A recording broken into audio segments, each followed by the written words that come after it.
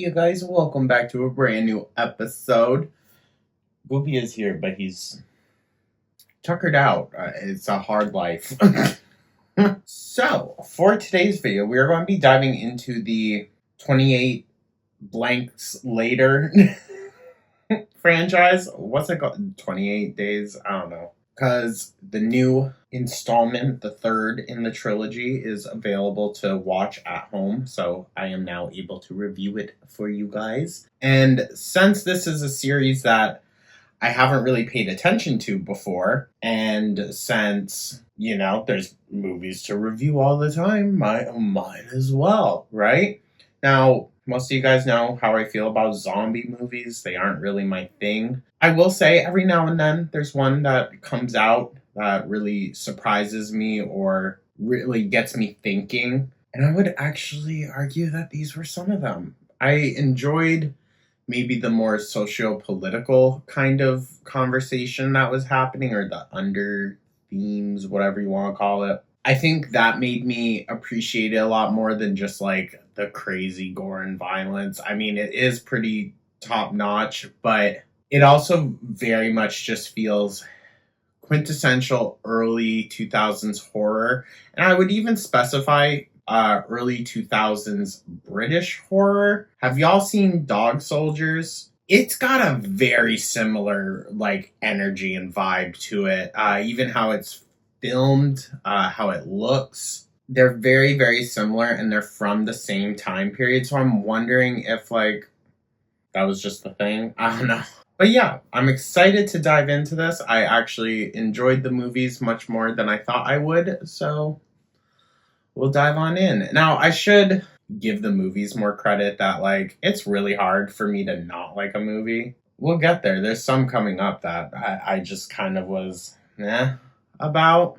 But I did enjoy these. So let's dive on into it, right? So 28 Days Later, it came out in 2002 in the UK, 2003 in the US, directed by Danny Boyle, written by Alex Garland, and produced by DNA Films. It was distributed by Fox Searchlight Pictures. The budget was about $8 million, which is a pretty big budget. I was always kind of under the impression that it was a bit more of a kind of smaller movie, even though it has really big actors in it. I always just thought okay. Box office brought in about $82.8 million. 4 weeks after a mysterious incurable virus spreads throughout the UK, a handful of survivors try to find sanctuary. Okay, is it Cillian or Killian? I'll say Cillian Murphy. I don't know if that's correct. That was Cillian Murphy. I honestly... Okay. Dreamboat, Cillian Murphy plays Jim. Brendan Gleeson plays Frank. Naomi Harris is Selena. Noah Huntley plays Mark. And Megan Burns plays Hannah. Now, look up Megan Burns. Very interesting individual compared to the character that she played. Just look her up. I fear some of y'all probably already know her. She's a musician, but she's got a completely different vibe than what she portrays in the movie, and I love it. I bet her fans, when she popped up on screen, were like, what the fuck? Alrighty. With that, let's dive on in. I feel like we should maybe in the next one, I should have prepped a little bit better, but we're planning a lot this week. I'll do a little bit of reading over this weekend, especially while I'm in New York and whatnot, and see if there's correlation between the zombie franchise and socio-political stuff that was happening, or in film theory and whatnot. And I'll get back to you guys on that one. But I do feel like it is kind of important to note this coming out in 2002, which means it was in production most likely during 2001. What happened in America in 2001 that we bring up a lot over here in discussion of horror? I guarantee you this movie definitely was tying into that. I think we also saw an evolution in zombies after 2001. Hear me out. Zombies are kind of in place for your average common person, because that's who it is. But if we, like, World War Z, watching that movie really reminded me a lot of kind of like the different humanitarian crises that we see around the world. And I think that's for a reason. And I think its effort is to more so demoralize and villainize the people that are suffering under the rule. There's really interesting conversations out there about how World War Z is actually Israeli propaganda. I recommend checking it out. But getting really off track, we want to dive on into this, guys. Like I said, I actually really enjoyed these movies. And I know there's a lot of debate around, I would say the second one and the third one, really. I enjoyed them. I also really enjoyed the second one. It's messy, yeah, but like, I don't know. I vibe with it, and I vibe with kind of the reality of it that it gives you too, seeing how people react in these situations, seeing what the reality is for men versus women in a post-apocalyptic world, but also what it means for like government people and officials and average citizens, or when that flip switches. And I just find it a very interesting discussion, but we'll get into that. For now, let's dive into 28 Days Later. A group of animal rights activists infiltrates a laboratory in Cambridge, which houses abnormally aggressive chimpanzees. This whole opener gives me such terrible anxiety. It's terrifying. I don't know why. Like, I just hate the sound of monkeys. It freaks me the fuck out with the flashing lights and everything just going on. It was... Honestly, this movie's terrifying. Like, this movie's freaking terrifying. If I had watched this when I was younger, Leprechaun might have been the least of my issues. One activist frees a chimpanzee, despite a scientist warning that it is infected with a highly contagious virus he refers to as rage. It attacks her, and within seconds of exposure, she succumbs to the virus. She immediately attacks the others, and the virus spreads rapidly across Great Britain, resulting in total societal collapse. Now, I'm not here to debate the science of it all. We'll allow this to rest within, like, science fiction territory of, like, it doesn't really need to be explained. Wouldn't they have known that this chimp had, like, a highly, highly contagious virus and that this happens? I mean, I guess they did, but like, no, I feel like there should be more security measures put in place. Also, I do think we should know they do show the military in a very specific light, and they also show these activists in a very specific light, and I think that's on purpose. I think the second movie, it moves a little bit away from like the propaganda of it all. However, in the first one, I think they were kind of subtly trying to like throw digs at like environmental protesters, stuff like that. There's always digs like that from the higher up media people. And it is to discredit. That's the whole purpose. It's to discredit their efforts. But we're getting off track. This movie is about the socio-political aspect though, so I feel like it's important that we do at least discuss it a little bit. 28 days later, a bicycle courier, Jim, who had a traffic accident and fell into a coma before the outbreak, awakens in St. Thomas's Hospital in London to find it deserted. How could he have survived this? Like, did they must have locked him in his room or something? I don't know. I will say, though, the scenes of London just completely deserted. Iconic. Even all these years later, such iconic scenes. And I know that they really had to, like, work hard to get these shots. And I think you can even tell in some where, like, angle is more upward, so you can't really see the faint background and everything like that to hide maybe people watching or something. But it just astounds me, like, the scale of which this movie kind of takes place in. I know with, like, zombie movies, it's the whole world, but we usually focus in on one small aspect, and this gives us that initial, just, like, end of the world feeling, you know? Leaving the hospital, Jim wanders the empty streets of London, discovers newspapers headlining a mass evacuation, and eventually enters a church, which contains the aftermath of a massacre. This scene is brutal also. Just imagine like waking up and coming to this. This scene of the bodies just all piled up and like that one quick movement of the guy like sitting up to look at him. Hello?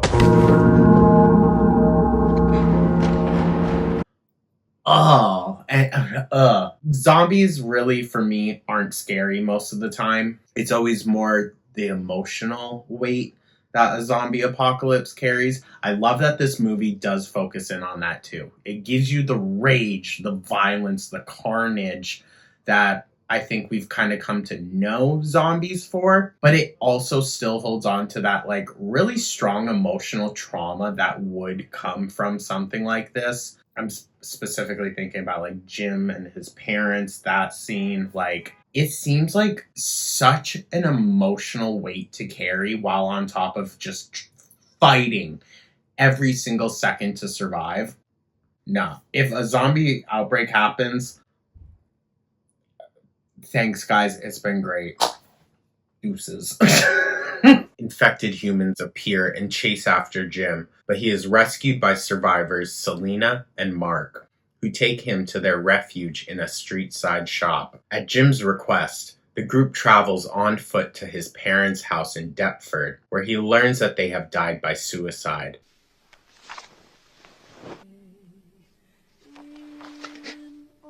It's a very emotional scene, and it honestly kind of took me aback because I just was not expecting this movie to carry that much emotional weight, but it really forces you to consider every aspect of this. And I feel like that's something you kind of only really get in a long anthology series, but we got it right out the gate in this. I do appreciate that. Also, take it with a grain of salt, I should say, my opinion on this movie compared to other zombie movies, because I have not seen that many zombie movies, so this is in comparison to what I have seen. Dawn of the Dead, Night of the Living Dead, stuff like that, World War Z, The Walking Dead, I really liked in high school, but that's because it was that anthology kind of thing. Not an anthology, a series that you could really just get behind and get more emotionally invested. I always felt like an hour-and-a-half movie sometimes wasn't enough to invest into the characters of a zombie movie, because there's usually a lot. When dusk settles in, the group decides to stay the night. Staying up, Jim reminisces family memories and lights a candle, drawing the infected neighbors to the house. Again, very violent, very abrupt and sudden. They do a great job of really leading you in with just like a sudden surge of fear. It's like you just cut randomly to the zombies' POV of just like frantically running, flying through the window, and then it happens, and it's just catches you so off guard. My one complaint, Amazon, get your shit together. The volume on this movie is so off. I had to have my TV up to like 30 something. I usually have it on 10. Okay, mind you. Just to be able to hear a bit of the dialogue, and even that, couldn't even hear most of it. But then when the violent scenes would happen, it was so freaking loud. Like, I don't know what it is with the whole series, honestly, because the second one was like that. I think the third was a little bit better, but still iffy. So let's work on that. Mark is bitten while fending them off. Before the infection can take hold, Selena kills him and tells Jim that if it happens to you, I'll do it in a heartbeat. And that also really shows just kind of like the cold reality of survival. I think this movie also, we'll get to it. We're not going to talk about it now because I want to throw out a trigger warning before we do. But this movie addresses a lot of realities that I think most people don't consider when they think of, oh, end of the world. They think like, oh, I'll just go out and get to kill a bunch of zombies. But there are other implications to it. I think specifically more so for women and children. And we'll get into that, but trigger warning. I think you can assume why, if the government, and therefore law and order as we know it, were to be thrown out the window. Statistically, women and children have not been treated well historically by men. So, what do we think would happen if there was no repercussions for those actions? This movie kind of goes into that. Jim and Selena make their way up Balfron Tower. Now, I might be pronouncing some of these wrong. I do apologize. Balfron Tower. No. After seeing a makeshift signal lamp in a flat belonging to cab driver Frank and his young daughter Hannah. So, on Frank anyway, Jim. Frank plays them a military radio broadcast offering protection and salvation from infection. When the group reaches Manchester, they find the blockade deserted. Now, I really like the characters of Frank and Hannah. They bring a life and more of a joy into it. Like, Look over there. You think they're infected?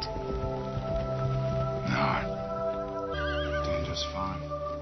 love Selena's character. Love her down. But that's very much a different kind of viewpoint, I think, that we're given. It makes sense coming from a woman of color. I will say, though, Hannah and Frank's perspective on everything, very refreshing. Irradiated. It is sad, however, how it all ends, of course. Frank, frustrated, kicks a tall gate on which a dead body is balanced. A drop of blood from the corpse falls into Frank's eye, infecting him. As he warns the others to keep their distance, hidden soldiers appear and shoot him dead. That's a sad one, you know, him with his daughter and everything. But we also feel like, okay, well, now we're safe because there's military people, but not really. And this is also where it gets very Dog Soldiers-y for me with the introduction of actual military men. I mean, they're almost the exact same characters as the men in Dog Soldiers. Just saying. The soldiers bring Jim, Selena, and Hannah to a heavily fortified country house under the command of Major Henry West and treat their guests to a tour and banquet. However, the sanctuary turns out to be a ruse. West reveals to Jim that his broadcast was intended to lure female survivors into sexual slavery to maintain his troops' morale, giving them faith in a future where the human race survives. Tell him to go. And this is where the very alarming and sad reality of post-apocalyptic reality would be for women is just like, there is gross stuff, okay? There is. Not like anything that you see, but just the implication alone is enough to make you extremely uncomfortable. I did find myself having to pause a little bit during these moments where I was just like, okay, maybe, you know, Gooby, you want to go for a walk? That kind of thing. This movie is a lot heavier than I would say any of the others in the franchise, but specifically just a very heavy movie in general. I don't think many zombie movies touch on the topics that are talked about in this one, specifically that. We also see how they keep, like, a zombie locked up, like one of their own. So it's like, even though you might have been respected by them when living, once you're dead, they don't respect you anymore. They just keep you tied up like a dog in a courtyard, like taunting you, testing on you. Like, there's just no humanity with these men. Jim and Sergeant Farrell refuse to go along with this scheme, so West orders them to be shot and imprisons them. While chained, Farrell tells Jim that the infection has not spread across the Atlantic and that Britain has been quarantined from the rest of the world. Two soldiers shoot Farrell and then argue, allowing Jim to escape into the woods. Jim notices a jet contrail in the sky, showing proof that the outside world is still active. After luring West away from the mansion with a siren and killing a soldier, he returns and frees Private Mailer An infected soldier kept chained up for observation to infect and kill the remaining soldiers. So, like, he gets his revenge in the end. Like, you used me, taunted me, kept me strung up like a dog. Now I'm going to eat you. I also do feel that it is maybe slightly important to note that the guard that was kept chained up was not African American, African British. I don't know if that's a thing. He was black, so maybe that has more, underlying themes. Corporal Mitchell attempts to abduct Selena, but Jim kills him with such savagery that Selena believes Jim to be infected. I mean, honestly, Jim, we stand. Preparing to kill him, she momentarily hesitates for longer than a heartbeat, and the two kiss. That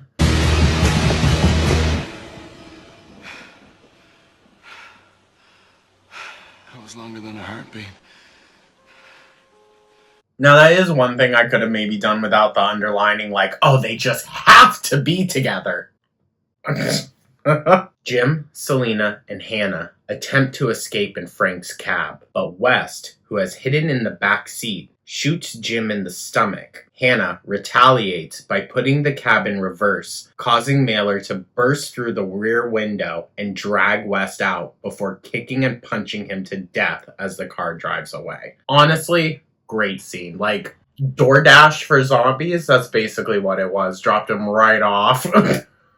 Another 28 days later, Jim recovers at a remote cottage in Cumbria, where the infected are shown lying on the roads, dying of starvation. As a hawker hunter jet flies overhead, Jim, Selena, and Hannah unfurl a huge cloth banner spelling the word hello.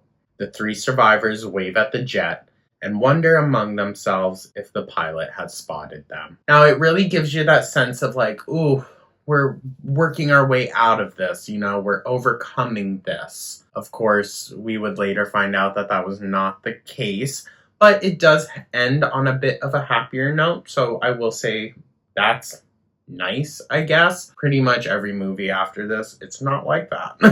So, yeah, great acting in this. I feel like this movie does have a timestamp on it, but it's timeless in that. You know what I mean? Like, it's definitely dated to the early 2000s, but it's one of those examples that just really stands out, and I'm glad that I sat down and actually gave this a chance. I am. I think as far as zombie movies goes, it's a lot deeper and makes you think a lot more about it, and I think it also is kind of connecting back to the socio-political nature of zombie movies and zombie literature in general. So I find it fascinating. I find it highly entertaining. It was a great watch. And yeah, I recommend it. It is very, very violent, though. Very graphic. So if that's not your thing, I definitely would steer away. But we made it through this far. I should have maybe said that in the beginning.